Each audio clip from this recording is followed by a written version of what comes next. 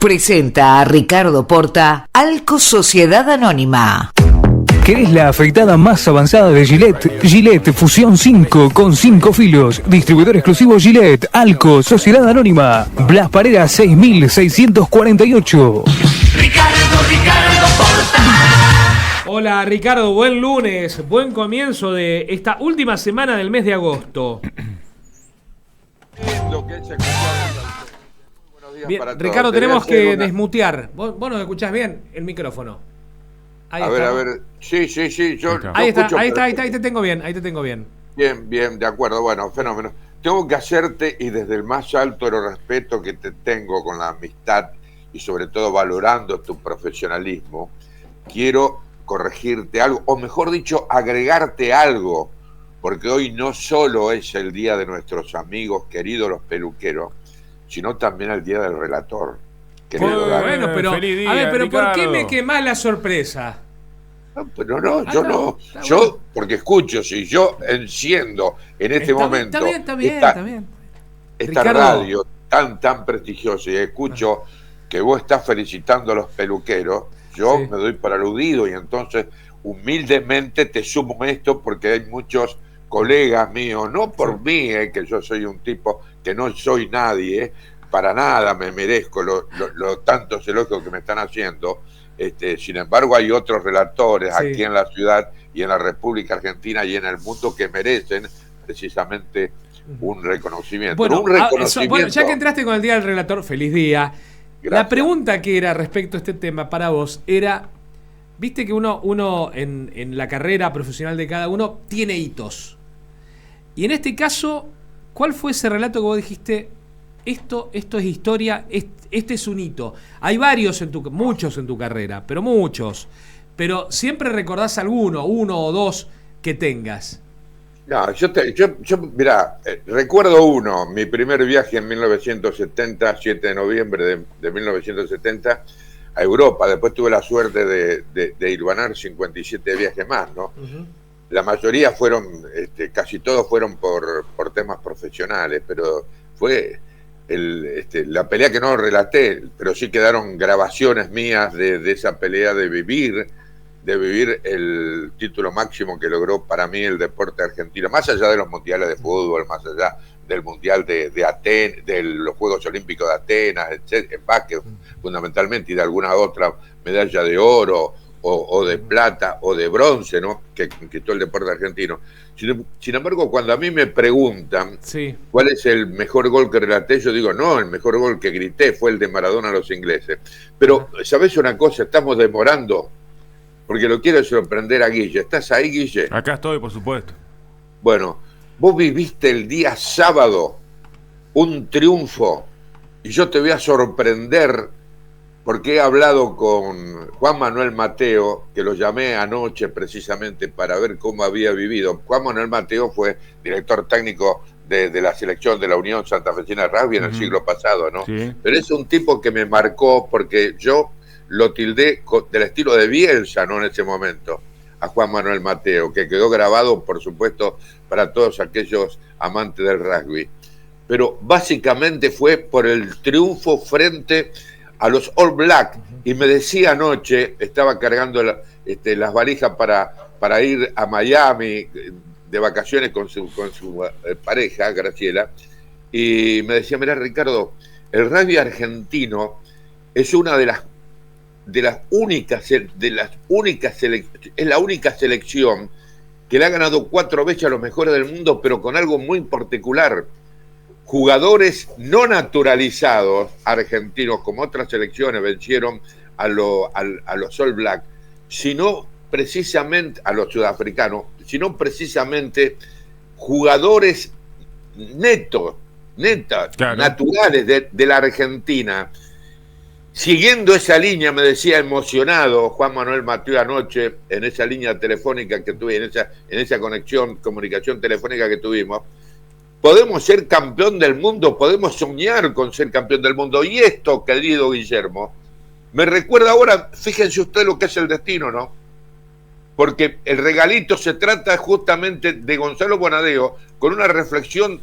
Esto fue elegido lo puedo explicar Martín Rueda, que hoy es reemplazado por Bauti, lo puedo explicar que yo se lo mandé el día viernes, sin saber, y Gonzalo habla, el hijo de uno de mis maestros, como Diego Bonadeo, el tipo habla del valor que le da justamente al deporte argentino, a los clubes de la Argentina, la significación que tienen.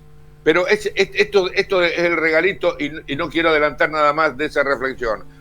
Pero yo quiero escucharte a vos, querido, cómo viviste, siendo del palo del rugby, ese partido, ese triunfo de la selección argentina. Contanos. Espectacular, lo vi en el colectivo Volvíamos de Rosario, nosotros jugamos allá, así que apenas nos subimos, pusimos en los teléfonos a ver. Y nada, la verdad que es la primera vez que le ganan en Argentina, la cuarta vez en la historia. Y además la primera vez, perdóname, Guille, la primera vez fue en ¿qué año había sido? 2020. 2020. Claro, entonces uno dice, le empezamos a ganar a los All Blacks en 2020. Y hay un montón de personas de distintas edades que históricamente nos levantamos a las 4 de la mañana para ver los partidos de visitante. Me acuerdo que bueno, yo siempre, mientras viví con mis padres, lo veía con mi viejo, lo veíamos siempre a los partidos, por lo menos nos levantábamos. Y es muy emocionante porque aparte son jugadores que la han peleado mucho. Toda la historia de los Pumas, en particular desde el 2003 para adelante, fue siempre una pelea por estar entre los mejores. Y hoy Argentina es uno de los mejores y es gracias a todos esos pibes que ayer jugaron, que el sábado jugaron y que pudieron ganar de nuevo. La verdad que a mí ver los Pumas siempre me gusta y cuando pasan estas cosas digo, qué momento para estar vivo, porque es historia pura, la verdad que es historia. Y esto querido Guille, Mesa y oyentes, me hace acordar a esa reflexión de Daniel Castellani, ese ícono del vóley del siglo pasado de la selección argentina, cuando él dirigiendo a un equipo juvenil de vóley de Polonia, en la noche de la celebración estaba sentado al lado del ministro, del primer ministro, y estaba el secretario de Deportes, en ese momento también en esa celebración, y le dice, ¿ustedes cómo hacen los argentinos para ganar en todos los deportes si tienen 5 veces menos el presupuesto que tenemos nosotros? Y se quedó sin respuesta Castellani, fue a su casa, estuvo pensando y él descubrió dónde estaba y era en la pasión de los deportistas argentinos que se hacen en los clubes de barrio y a partir de allí trascienden y tienen sentido de pertenencia y están los resultados que están, ¿no? Uh-huh. Así que perfectamente se encuadra en esto, Guille, en este triunfo precisamente y en este reconocimiento, ¿no? Sí, y después cuando uno repasa los presupuestos, Pichot lo decía muy bien, el rugby argentino hace muchas cosas con muy bajo presupuesto, pero no solo a nivel clubes, sino también a nivel Unión Argentina. Comparaba cuánto dinero dispone la Unión Argentina de Rugby con la Unión, por ejemplo, de Inglaterra. Y no tiene relación la diferencia que hay. No se puede ni dimensionar lo que dispone uno y lo que dispone el otro. Pero bueno, todo se sustenta en base a clubes que de manera amateur forman jugadores que después ingresan, por supuesto, en la academia, que ya es una formación profesional de jugadores de distinta edad, pero la base son esos clubes. Entonces, bueno, por eso cada vez que se puede se recalca la necesidad de cuidarlos a esos clubes, de cuidar a esos jugadores, de no, perdón la expresión, pero de no boludear con esos pibes que se llevan para las franquicias, para los sistemas de pumitas y demás, porque debajo de eso hay un trabajo de un montón de personas que de manera desinteresada han aportado toda su vida para la formación de ellos, pero bueno, creo que es parte también de la idiosincrasia y del ADN que tenemos como argentinos, y se traduce mucho en cómo somos después afuera, porque todos los jugadores argentinos, al menos en el rugby, son muy queridos en el exterior por el nivel de compromiso que después logran tener con la institución que los contrata, de cualquier jerarquía. Y bueno, y eso es algo para ponderar, es algo bueno que tenemos como país. Si Dani Delfino me lo permite, vamos a adelantar el regalito y cerramos entonces el tema de este deporte, porque si no quedaría descolgada esta reflexión de Gonzalo Bonadeo. A ver, Bauti, por favor, si estás atento, vamos a compartir esta reflexión que tiene que ver con lo que estamos hablando. ¿Dónde está escrito que no se puede ir libremente a una cancha de fútbol? En ningún lado. Entonces, ¿cómo es que no puede ir un visitante? ¿Cómo vos y yo no podemos ir a cualquier cancha en cualquier momento? No está prohibido. Si yo planteo, miren, la política deportiva en la Argentina no existió nunca, porque en este gobierno, no, nunca es nunca. Realmente muy doloroso. Se rompen el lomo los pibes y encima después, a ver qué van a hacer en los Juegos Olímpicos. ¿Qué querés que haga? Magia. Argentina tiene la mitad del presupuesto para todo el deporte que tiene Brasil solo para uno. Y aún así se compite. Sobre todo lo que más me duele de eso es que la clase dirigente no entiende para qué sirve el deporte, que no es el alto rendimiento. Es lúdico, es a la vez intelectual, no es chivo y músculo. Y no lo ven, no les importa. El club no es un milagro, es una realidad argentina que no se compara casi con ningún lugar del mundo. Lo dicen los de afuera, se asombran cuando vienen el tema de la dinámica de los clubes, que son la base del milagro argentino. Entonces fue muy cruel todo porque no... Como fuimos crueles con Gaby Sabatini. En Alemania ella vendió, su línea de perfumes vendió más perfumes que los de Steffi Graf. En Japón es Gardel, en New York es adorada.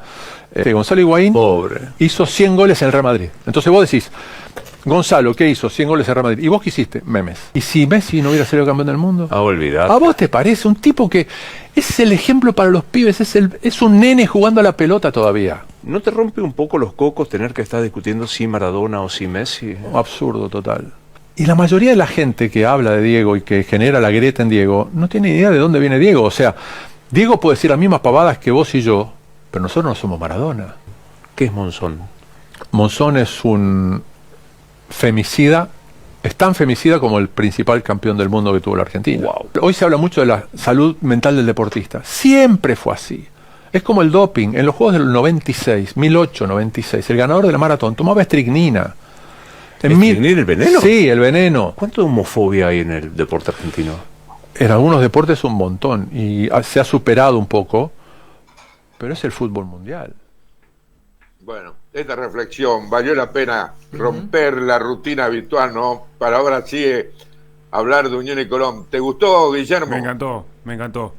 Vos sabés que, Ricardo, era un tema que ya veníamos hablando la semana pasada, esto de un poco los deportistas argentinos, repasando que bueno, estas últimas semanas se estuvieron disputando los Juegos Panamericanos Junior, los chicos que bueno, por ejemplo, daba la información de un atleta que ganaba una dorada en atletismo, la primera medalla dorada en atletismo, y no tenía balas para poder practicar por su cuenta, las tenía que recibir prestadas. Y así un montón de cosas. Por ejemplo, también el tema de los deportistas y muchas veces expuestos ante una situación que es poco justa, porque dadas las condiciones en las que se preparan, en las que compiten, por ahí la gente, el hincha argentino, por así decirlo, se le exige de más.